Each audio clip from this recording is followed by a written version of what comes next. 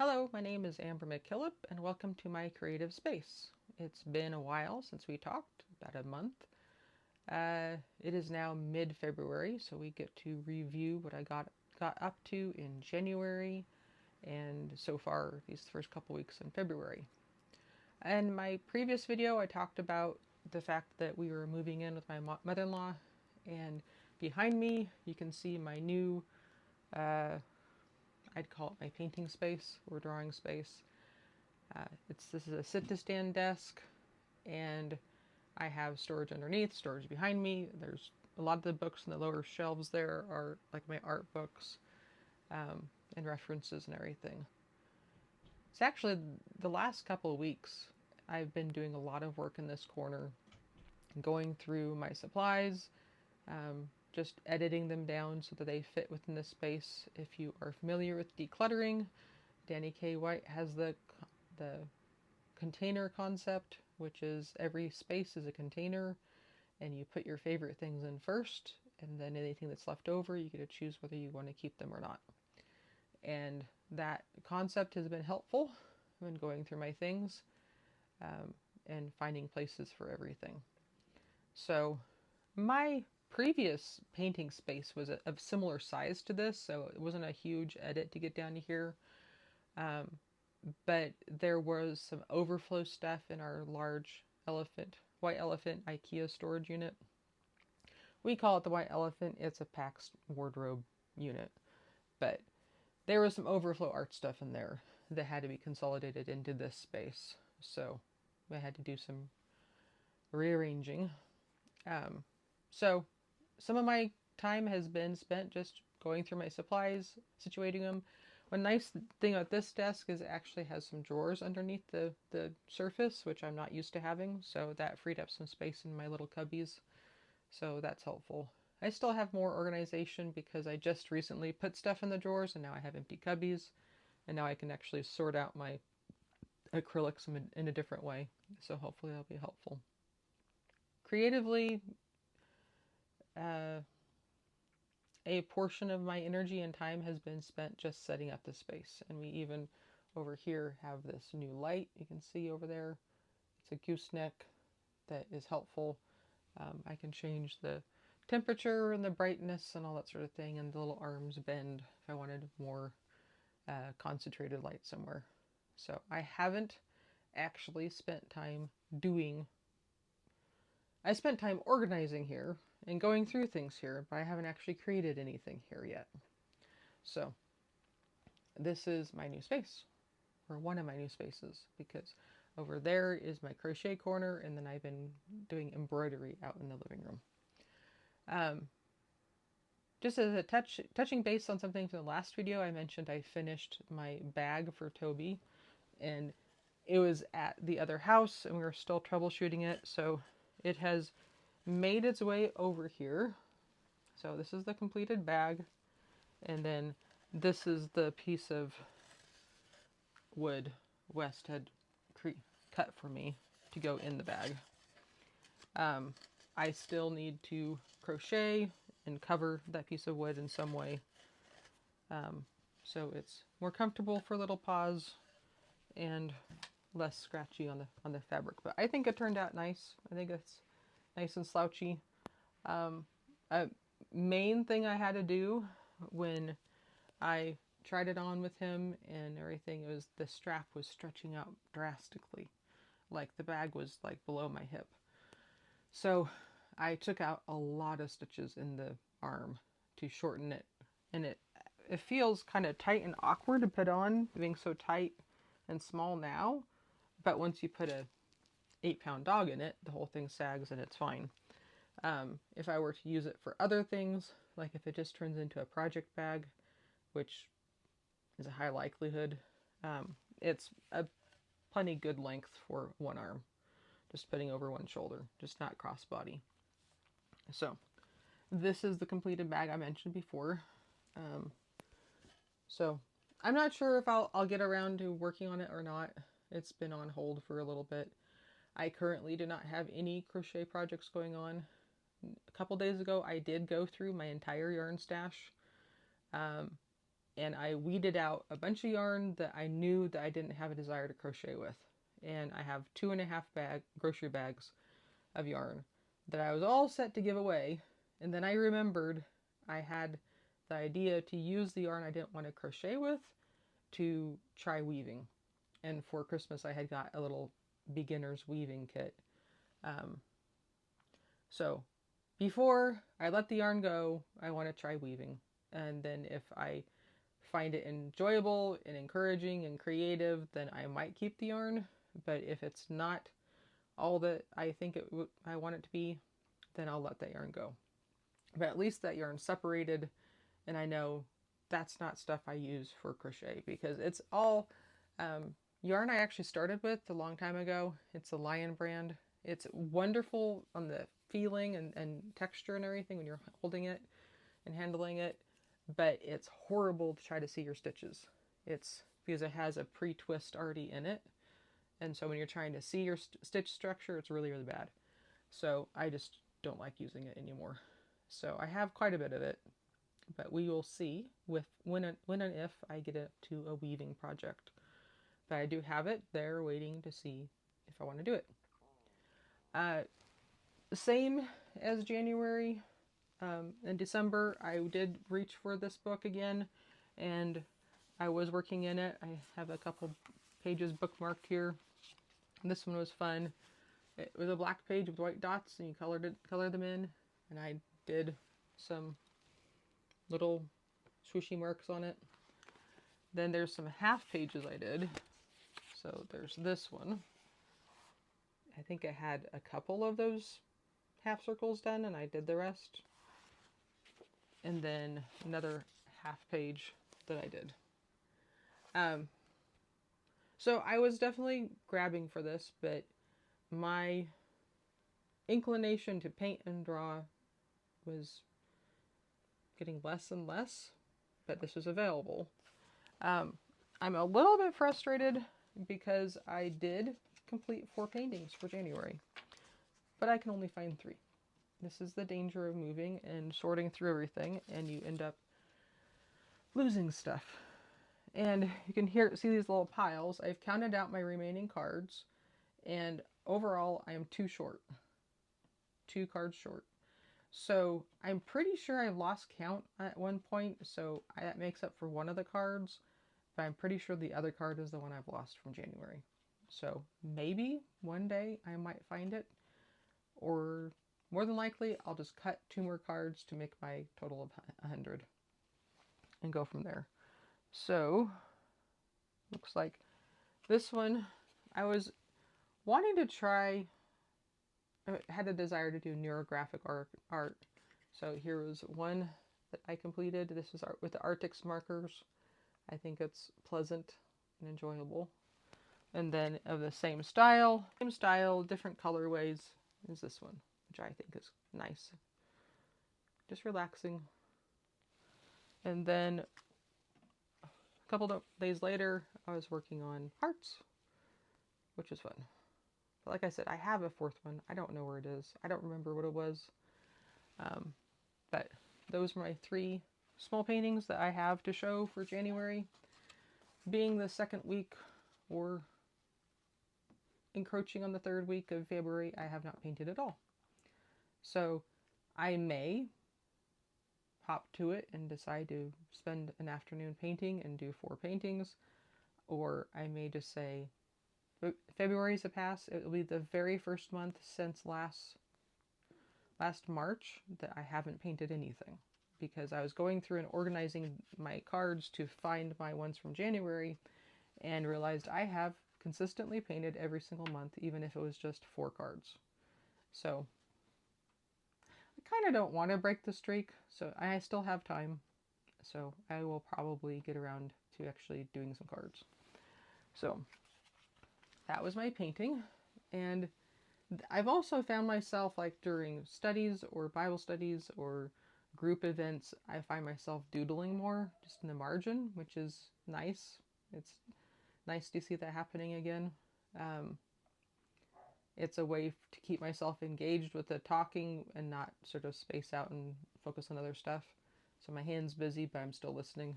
Um, so that's been happening. But the majority of what I've been doing for the last while, I guess 6 weeks or so, has been embroidery. So I got those embroidery kits for Christmas, and this was the first one I completed. It's pretty straightforward. It has, now, I don't necessarily trust the names of the stitches they're having me do. I don't know if they're the proper names, but I can tell you the names that they told me they were. So obviously there's French knots for where the lavender stems are. There's lazy daisies. I know that's the right name for it. But then there's some stitching that they're doing. They're calling outline stitching, and then straight stitching. And then on here, there's a small little area of satin stitch. So it's the outline stitch that I'm not sure is the right word for it, but that was my first one. And recently I finished this one, which I'm not, I like it. I think it turned out good. If I had to do it again, I don't know if I chose those colors. I think it's a little bit stark in high contrast. And in this one, I learned 2 more stitches, which was the leaf stitch, which is just a certain directional satin stitch. And then for these flowers, I learned the long and short stitch, which I believe is actually the right name for it. But I think that turned out nice, very dimensional. So that was my second one. And this is my current one that I'm working on that obviously I'm just starting.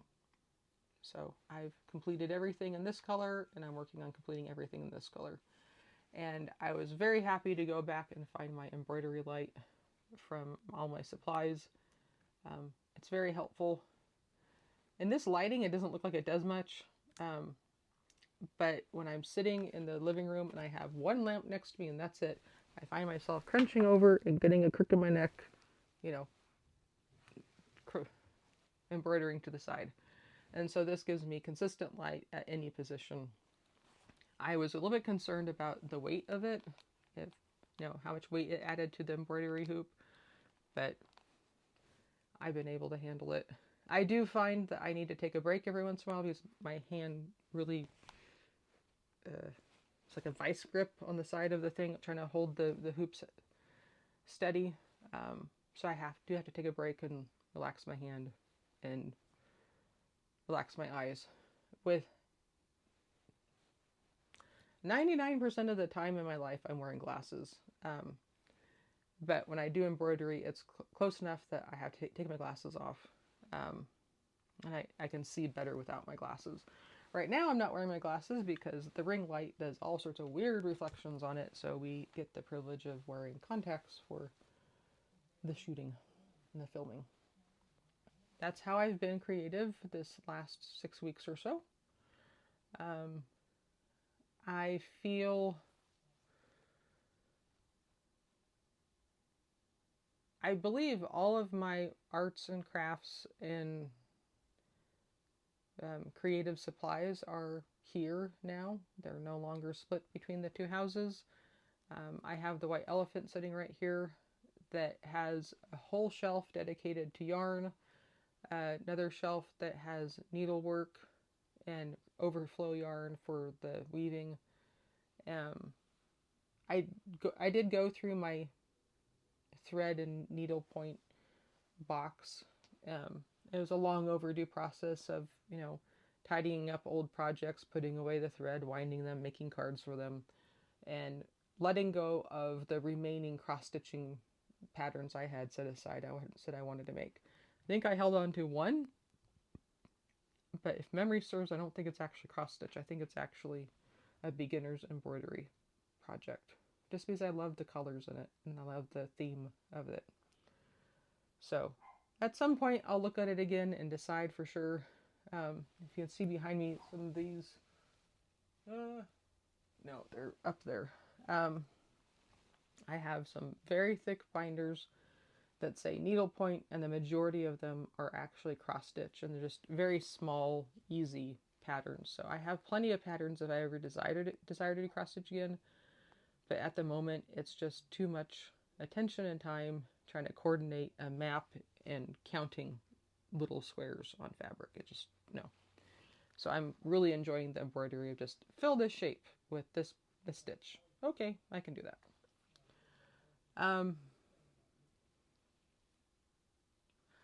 It has been interesting going through all of my supplies because it's almost like a record of all the things I've been interested in over my time of being creative.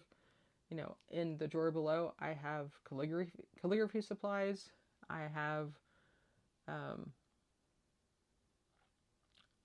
like straight up art school drawing supplies. I have some oil pastels that I haven't used in decades.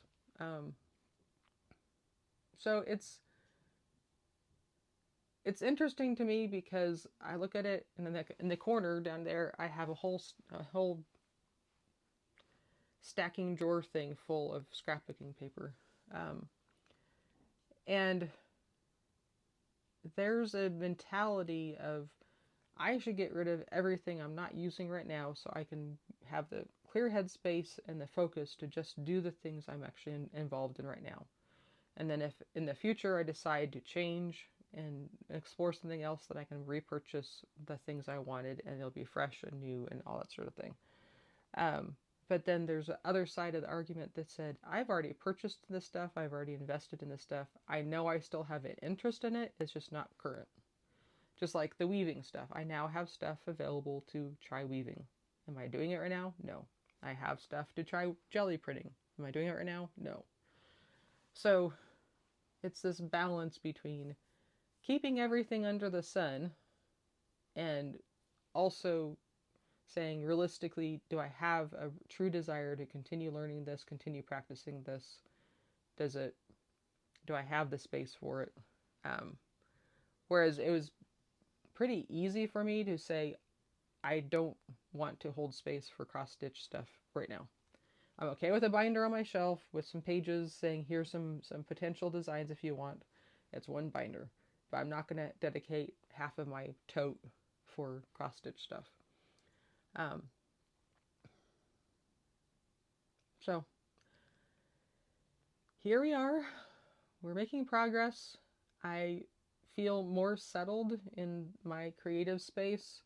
So maybe that might mean I'll branch out and try more things or different things or have a wider variety of things I'm working on in the next 6 weeks. I don't know. Will I go back and work on that tote bag for Toby? I don't know. What I do know is I'm currently enjoying embroidery and I would really like to do my 4 paintings so I don't break my streak. Other than that, I'm not sure. I don't know what I'm going to get it. I don't know what I'm going to get up to. And that's okay. All my stuff is here, it's organized, it's available and waiting for if and when the desire strikes me. Now, that being said, the one area that hasn't been brought over is anything to do with sewing, because my sewing supplies are going to be integrated into her sewing supplies. And that's a project that takes 2 people's energy and time, and we haven't got to that point yet. We've been working on other areas of the house rather than that. And since I don't have any pressing sewing desires, since I've been here, the main thing I've sewn is I hemmed some curtains and we used her supplies.